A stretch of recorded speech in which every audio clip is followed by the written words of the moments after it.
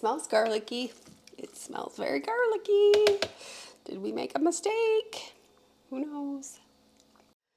Good morning, guys, and welcome back to Sparkman Homestead. My name is Krista. It is a gloomy, rainy day outside today. We just had a huge downpour of rain.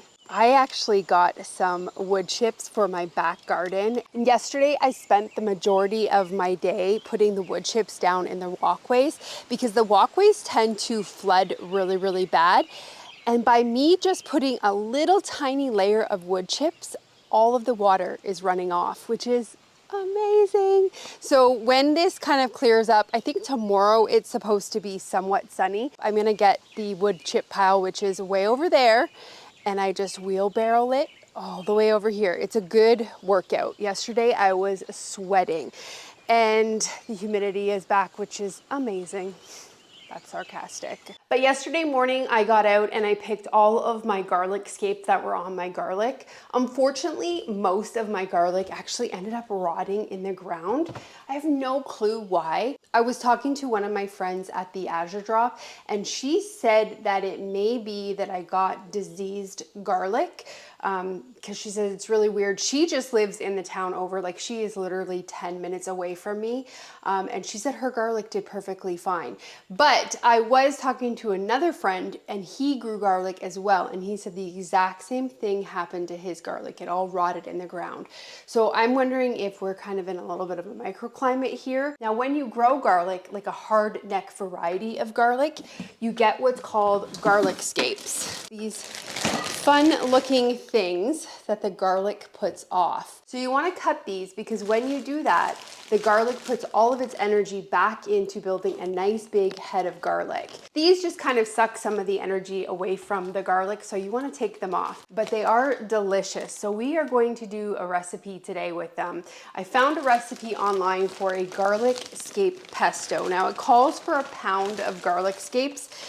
Again, because more than half of my garlic died or is not doing well at all, I only have this many garlic scapes. Last year, I had a huge basket full of them, and this is all we have this year.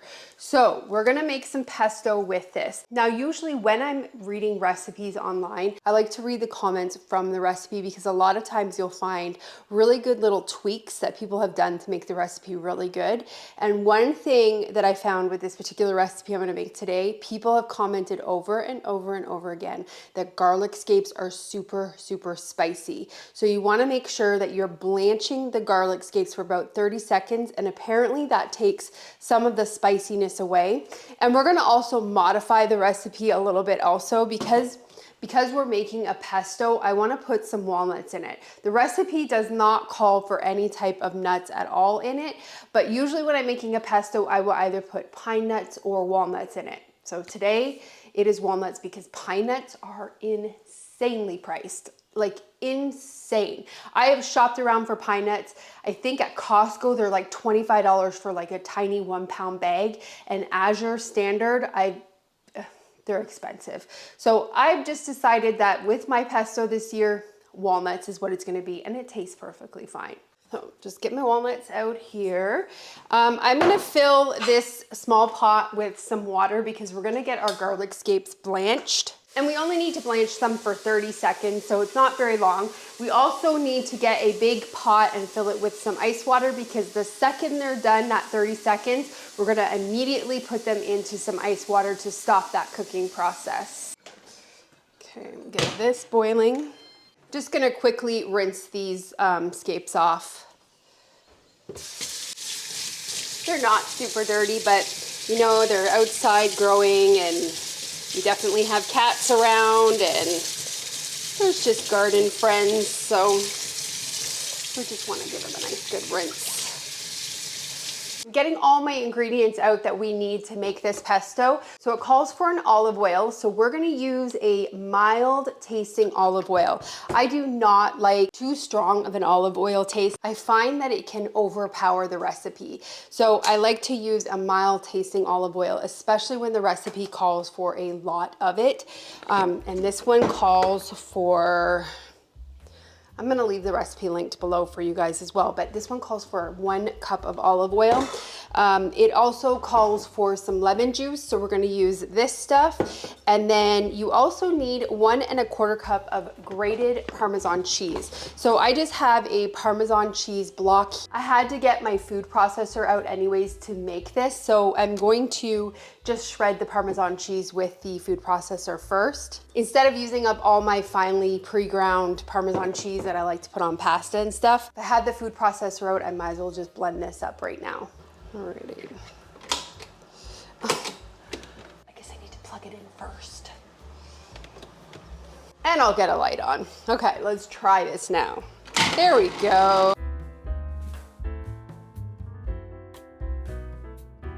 That shredded the Parmesan into nice big shreds, but I want it a little bit finely chopped up. Let's get a bowl here. We'll dump this into here. And we'll put this on and we'll put this attachment in here, and then we will grind this up until it is nice and fine. I'm just looking for the consistency you get in the little green bottles of Parmesan cheese. I want finely ground Parmesan.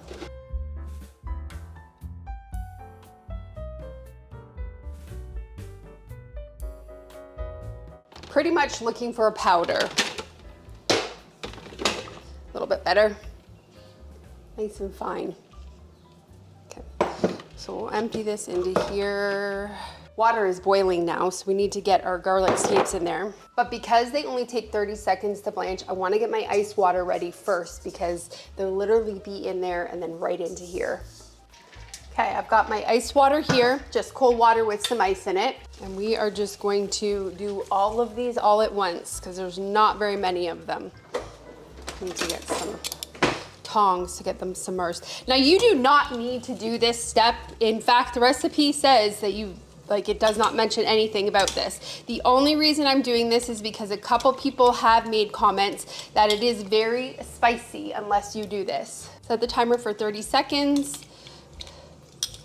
I mean, I like spicy stuff, I like a hot garlic, but I think it might be a little bit overpowering if I don't do this step. Okay, there we go, it's done.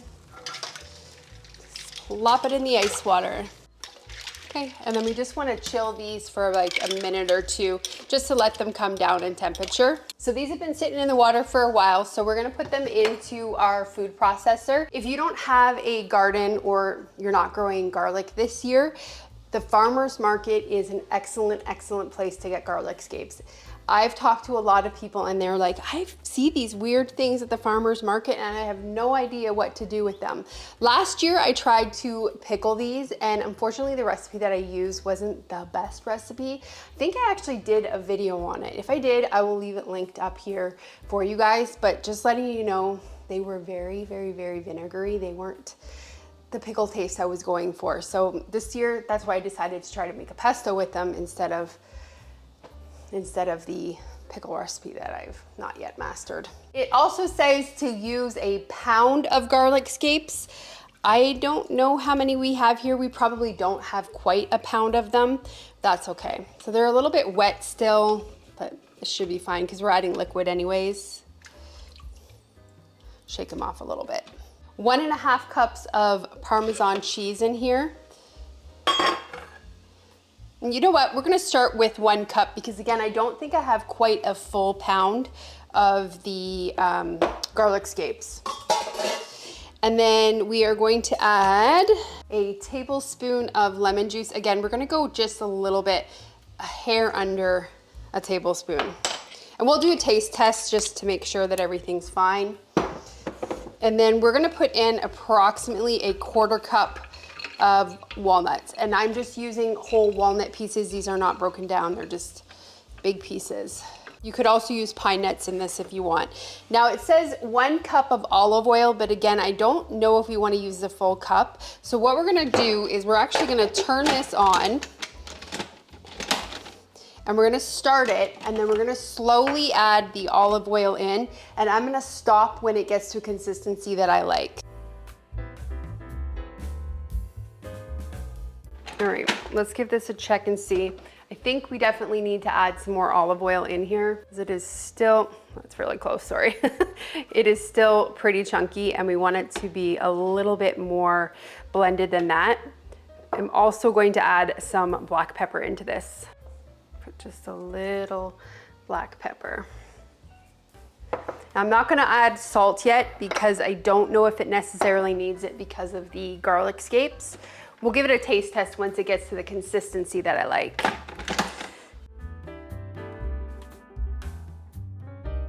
We're getting closer. It's still chunky. I want to give it a taste test though. It is not spicy at all. In fact, I find it pretty bland. So we definitely need to add that ½ cup of Parmesan, and we definitely need to put some salt in that. I'm gonna probably start with about ¼ cup of salt, and then we will put that other half in here. And it definitely needs this. So we'll just pour that all in there. I think because we added the walnuts, it is obviously making it more of a chunky pesto than like a really smooth pesto. So we may even have to add a little bit more liquid to this. All right, let's try to get this mixed up now. We're gonna do another taste test. Good. But you know what? I'm gonna add garlic to this. It is not putting off a big garlic taste to it. And I think maybe it's because we blanched it and we're not using the full pound of it. So I have a little thing here of just some frozen chopped garlic. We're gonna add that in. Maybe like 1 or 2 cloves. I don't know if blanching them necessarily made it that way or if it's just we had a lot of rain and they weren't super spicy. I don't know, but it's not putting off any garlic taste. It's really, really, really good.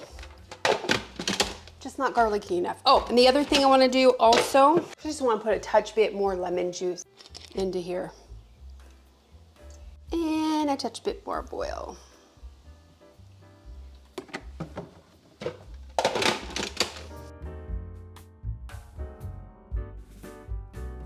So we're gonna give it a little taste test now that we put that garlic in there. It smells garlicky. It smells very garlicky. Did we make a mistake? Who knows? Perfect. Oh my heavens, that is perfect.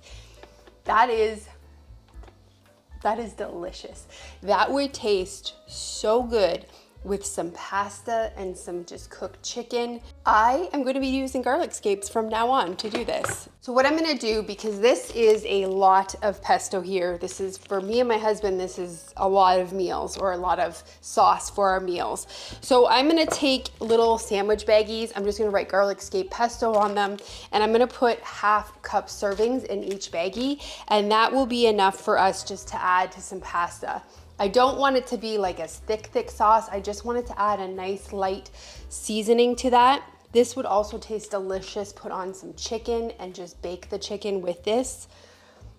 Amazing. So for supper tonight, what I'm thinking about doing, because I made some bagels yesterday. So I'm thinking about taking a bagel, cutting it in half, putting some pesto on that bagel, and then taking some smoked salmon and then topping it with just a little bit of shredded cheese, and then putting it in the oven on broil, and then just letting it kind of broil for about 5 minutes just so that the cheese can melt on it.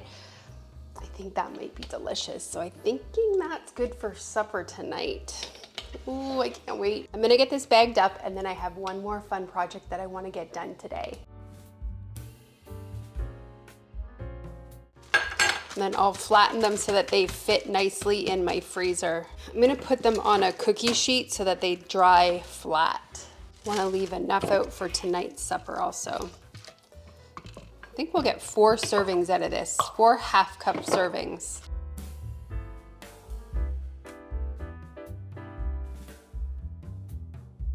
Ooh, we got 5 servings. Get a little container to put this in for tonight. That's probably a little bit more than ½ cup in here, but that's fine. So we have 4 of these ½ cup servings to go into the freezer for another meal, and then I've got the other portion put in my fridge for tonight. So I'm gonna get these quickly put into the freezer, and then we can start the second project, which I'm really, really excited to try. You guys, I have to show you something. There's a saying in Kentucky, if you don't like the weather, give it a minute. It's like there was no rain. Now it did bring in a lot of wind, which hopefully you guys can hear me. Oh shoot, I just seen something, I gotta move. I put a pepper plant over here yesterday. Glad that didn't get blown over. I planted up one of my extra pepper plants in this pot and I'm just gonna leave it on the deck and see how it does. But I forgot about it yesterday. There you go, Pepper. I'm doing a little experiment to see if I can get a pepper plant to grow a nice size on the deck. That pot might be a tad bit too small for it though. So again, experiment. So the second project that we're gonna get done today is we are gonna try to make a strawberry dessert. So I have a little bit of strawberries here that I picked yesterday morning from my garden. I didn't get out this morning to pick any because we had that rain come through this morning and I was not trying to pick strawberries in the pouring rain. The rest of my strawberries I've actually been putting in the freezer because I just have not had a lot of time to get projects done with. I need to still make my strawberry lemonade like I said in last week's video, but I honestly have just not had time. So what I've just been doing is when I have the strawberries come in, if we're not eating them fresh, then they go right into the freezer because I want to freeze them at the peak of their freshness. So a while ago, I got this cookbook. I will leave it linked for you guys. I got it at a Canadian flea market, I think. I got it years ago and I really like it. I have not made a lot of recipes from it yet. The recipes are very, what I would consider to be like fancy. The author of this book, I believe that she is a chef in California. So what they've done in this cookbook is they've actually broken it down to different types of seasons. So right now we would be considered to be in late spring. So there is a late spring section. So all of the recipes are going to be geared to what is seasonal in the late spring season. So this one recipe that I found, it's actually in early spring. It is for a strawberry chocolate cobbler. Sounds amazing. It sounds really good. So the recipe has sugar in it. Now I think I'm gonna use regular sugar in this recipe. Lately I've been trying to sub out a lot of the regular granulated sugar for honey, but I think in this recipe I'm actually gonna use my organic cane juice for this. It also calls for a whole grain pastry flour, but I don't have that. What I do have is fresh ground flour. So we are going to use, now the problem with me using fresh ground flour in this recipe is that it says for a pastry flour, and pastry flour tends to usually be a really fine flour. I do not have a sifter where I can sift out the bran out of my flour. The mixer that I actually have has an attachment that you can buy. I think it's like $100 or something, maybe it's $50.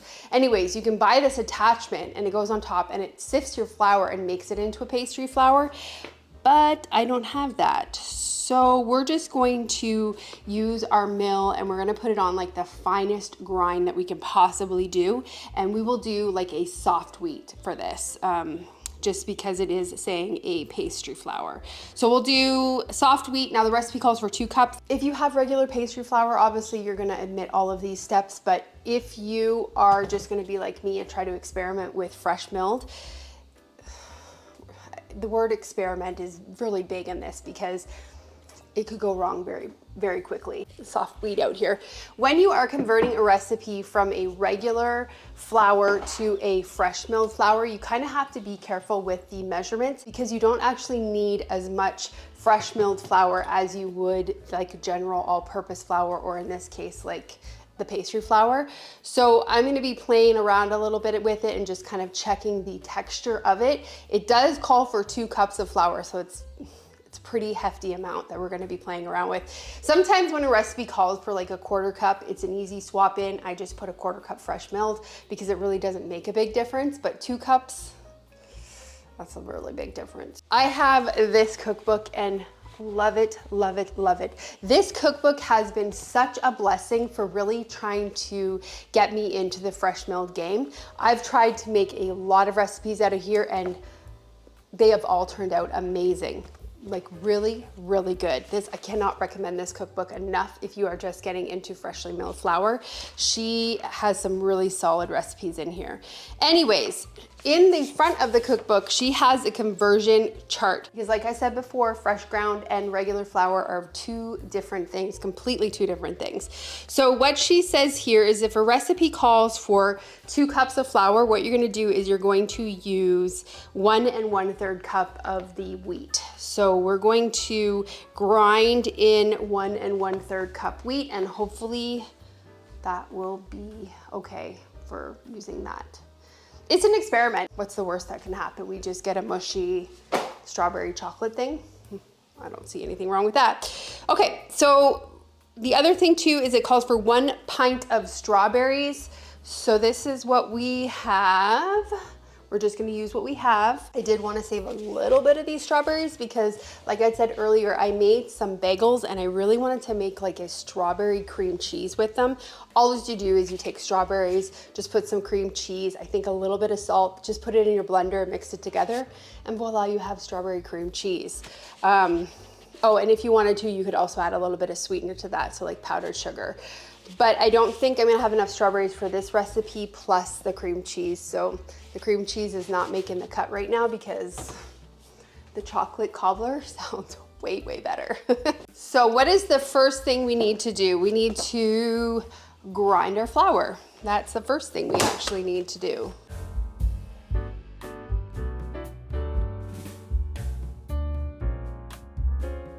The humidity is definitely coming back. I can tell when the humidity is back, not just because I feel like the air is thick, but my hair literally just goes and goes into like little spirals. Alrighty, so we have our flour right here. We need to get the oven preheated to 350. Okay, and then we also need to get our strawberries cleaned. These are from my garden, so I'm not worried about them being sprayed with anything because I don't use anything on my garden. But they do have a lot of grass clippings on them because I had mowed my grass right before I picked these, so they have a lot of grass on them. So we're gonna take the tops off, just put them in here. I've been saving most of my tops to make the strawberry top syrup because we only have 1 of them left. I really do need to make some more, but I honestly have, I think, 2 Ziploc bags full of strawberry tops right now. I don't need to save any more. So I'm just gonna give these strawberry tops to my chickens and they will love them. The chickens love when I do preservation projects because they get all of the scraps.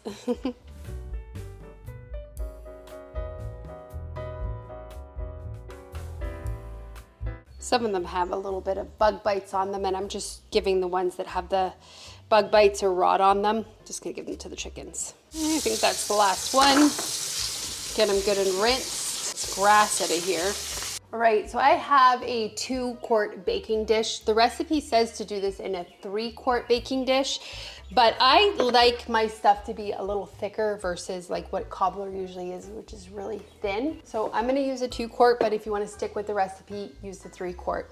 So I have a stick of butter or half a cup of butter here. I'm just gonna use an unsalted butter because that's just what I have in my fridge. It is not melted. I literally just took it out of the fridge. So it is really solid. So we're just gonna managed to get grass on it already. So we're gonna put that into the baking dish. We're gonna take 1/3 cup of some cacao powder. The recipe says cocoa powder. I just have cacao powder. So we're gonna put that in here. I'm not mixing anything. I'm literally just putting it in here.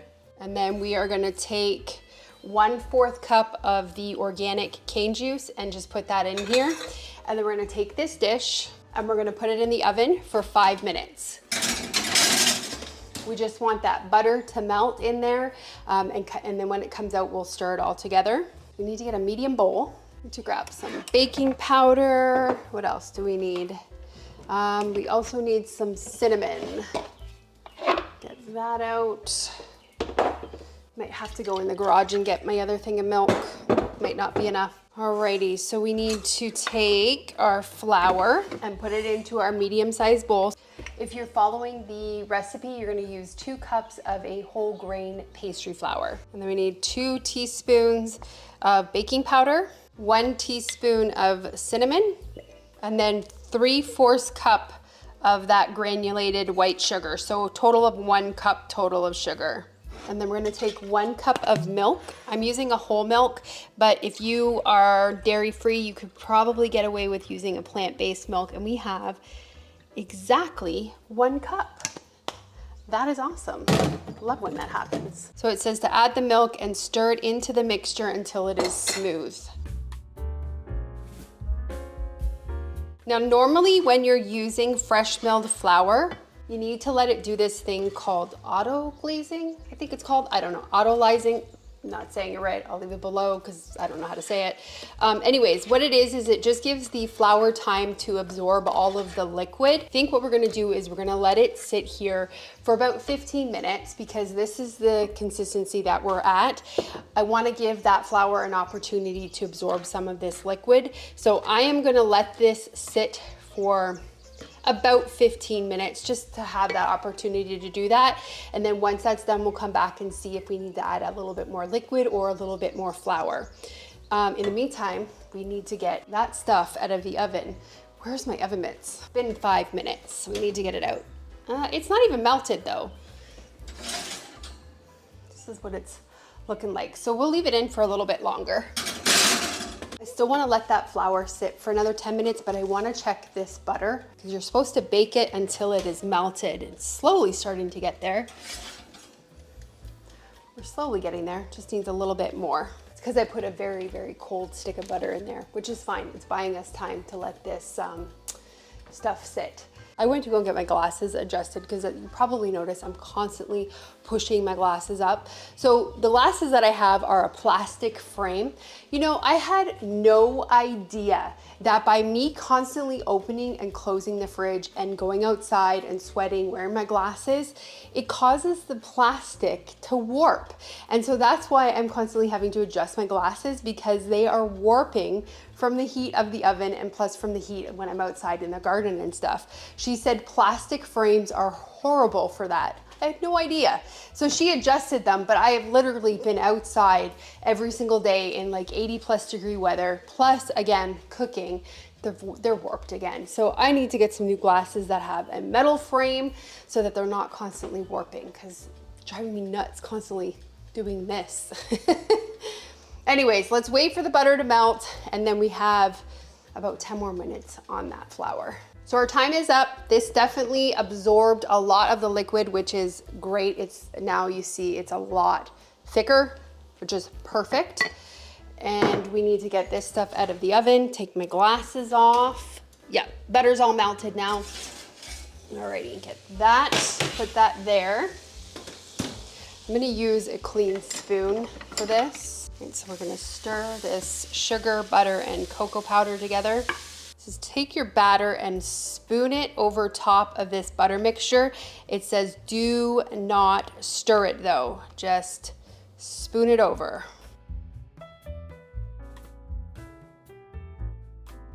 So much of me wants to stir this and I'm literally fighting the urge. I keep saying to myself, don't stir. Just trying to fill in some of the gaps. And it says to scatter these strawberries over top. I'm wondering if you don't have fresh strawberries, I feel like you could use frozen strawberries, just melt them first. You'd want to melt them, that way you're not having any extra moisture in this because it might make a soggy cobbler. Oh, that one has grass on it. Get the grass off. Got a little drippage here, but that's okay. So that's what it looks like before it goes in the oven. Ready? We're gonna put this in the oven.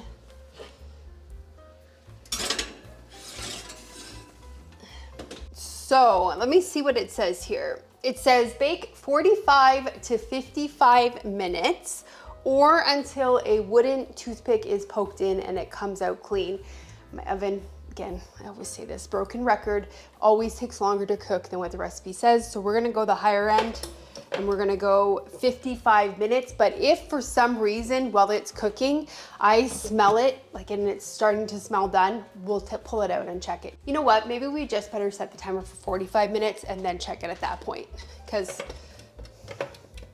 It's fine to undercook it and then be able to put back in, but it's not okay if we overcook it. While this is cooking, I filmed, I think it was last week, maybe it was 2 weeks ago, I made a amazing gardener's hand soap. It is really good to get the dirt off, you know, when you're gardening and you're just in mud and then you get your hands, well, I haven't used it today, but you can tell I have a gardener's manicure because I was out pulling weeds this morning. But you just need a little bit more of a thicker, heavy duty soap. So I made this hand soap and it works really good. In fact, it is almost like that orange hand soap. If your husbands are into cars or if they're mechanics, anything like that, there is this special soap. It's like an orange soap and it's really good for mechanics' hands. This soap is almost the exact same thing as this. I'm gonna include that clip in here and show you guys how I made it. So easy to make, and you really don't need any like weird stuff in order to make it. It's such an easy thing to do, and I love it. My hands are so soft after using it. So I'm gonna insert that clip here and show you guys how to make it, and then we will be back after when this cobbler comes out.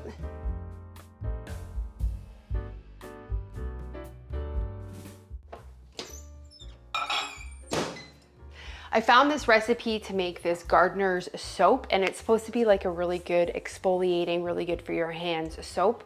So we're gonna attempt to make it today. So I have a 1/4 cup of coconut oil. I just microwaved it so it is good and melted.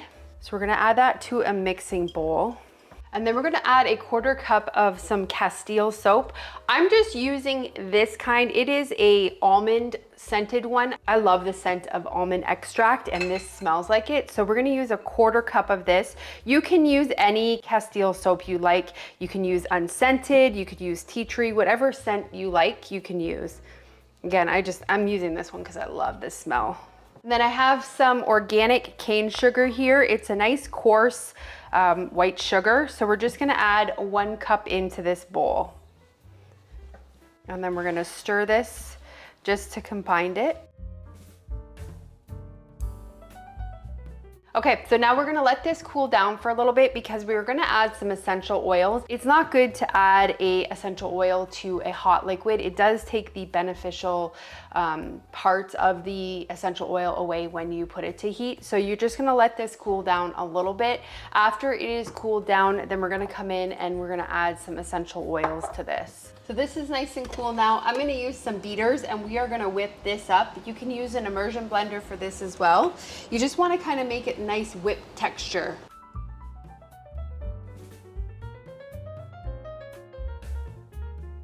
Okay, next up we are gonna add 10 drops of rosemary essential oil, 10 drops of peppermint essential oil,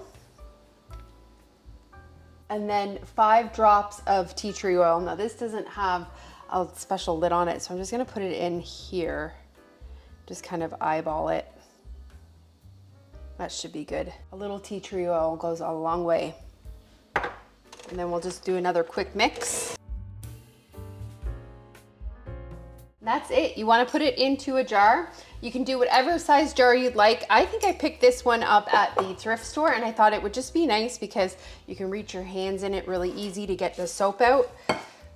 We're just gonna dump it into here. Let's try it out and see how it is. So we'll take a little bit of it. Fire on. Feels good. It's nice and sudsy. Smells delicious. And your hands feel so soft after. It says this will last for up to 6 months. If for any reason it starts to re-separate, it says just pour it into a bowl and re-whip it, and you can continue to keep using this. This is a perfect little gardener's hand wash for the upcoming gardening season. Okay, timer went off. Oh, take my glasses off so I don't melt them. Ooh, it's smelling delicious. Ooh. Look at it. I think it might be done. Let's give it a check. The ends are definitely really brown, but again, we're using cocoa, so that's probably why. Let's give these a check. Yep, it's coming out clean. 45 minutes the magic number. All right, so it says to let these cool for 15 minutes and then you can dig into it. We're gonna actually have this for dessert, so I'm not gonna be digging into it right now. That is gonna be it for today's video. I hope you guys enjoyed it. I had fun today. I was doing fun projects. Sometimes doing like regular boring canning to me, it's just very like, I just go into get it done mode. Not that I don't enjoy canning, but it's just, sometimes projects are pretty big, but today's projects were really fun ones. I hope you guys give these ones a try because that garlic scape pesto, French kiss. It is delicious, delicious. I'm looking forward to having that tonight. So thank you guys so much for watching today's video. Again, I hope you enjoyed it and I hope you have a good night or day whenever you're watching this, and I will see you on the next video. Bye guys. All right, I'm back. We're gonna do a taste test together. It is not dessert time, like it's not supper time. It is only 4:30. I don't know if you can tell, probably not because it's gonna make it look more lighter, but the sun is gone again. We're back to the grayness. Let's turn the light on here. Oh, not the right light. We're gonna do a little taste test. I did a little tiny corner piece. Now it does say you have to let it sit for 15 minutes before you can get into it. I think I already mentioned that. So we're gonna get a piece from the middle because the outside did cook up a little bit more than the inside of it. I'm thinking that's because I'm using a fresh ground flour. I don't know, but I know next time we're gonna go for less cooking time. So we're gonna give it a little taste. It is good, but you know what I realized because I've just been editing this video? This recipe does not have any salt in it, and you need salt in order to bring out that sweetness. It is not sweet enough. Maybe if I use more berries, I don't know, but you definitely need to add salt. I would be adding at least a half a teaspoon of salt in with that dry mixture just to bring out the sweetness a little bit more. But otherwise, it's good. I think this will taste really good for dessert tonight. Putting a little bit more berries on it and then definitely that whipped cream, that'll make it taste better. This would also taste delicious with some vanilla ice cream. So overall, I give this recipe a just because it doesn't have salt in it. But next time I make it, I'm gonna cook it for less time and definitely put the salt in. So just wanted to come back and give you guys a little bit of a taste test on it. So thanks again, guys.